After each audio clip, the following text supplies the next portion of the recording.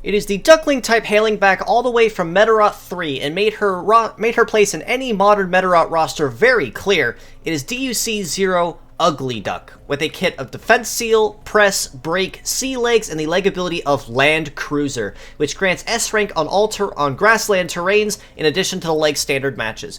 Now, kind of like the case it was with Gato Alpar, it looks like Uglyduck makes it very clear that her role in battle is going to be more like a conditional shoot nuker, but in the conditions where they can be met, she can be absolutely devastating. That condition in this case being if the opponent is heavy oriented, as in they are using 2 or more heavy parts. Press and Break are gravity attribute attacks which are geared towards heavy opponents, like I mentioned.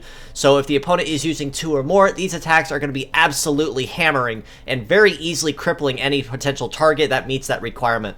Because they are also gravity attribute, they do also get a bonus to success relative to your Metaforce gauge at 30% or 100% charge.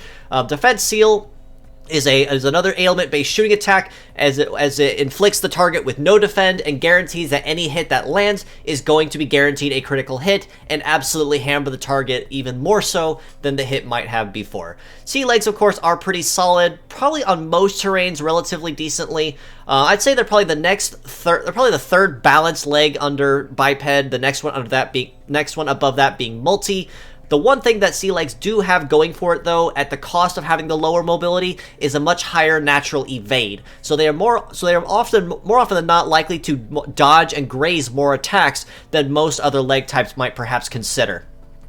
Uglyduck is also capable of Medachange, where she essentially keeps the same kit overall of Defense Seal, Press and Break, but exchanges the leg ability of Land Cruiser, which gives her an additional terrain she's good on, for Artillery, which buffs shooting attacks, the success and power of all shooting attacks, but also makes you unable to defend or evade while in your heat stat. So at this point, Uglyduck kind of takes her kit and is willing to amp it up another level if she's capable of meta-changing, even if it is the same kit, at the cost that she also leaves herself wide open, unfortunately. So thankfully, between these two, she can balance relatively consistently between having that additional terrain bonus or going for the additional power, kind of contingent on which one actually applies more so and takes the higher priority in this case. As a pure set score, I would rate Uglyduck about a pretty solid 7 out of 10 across the board.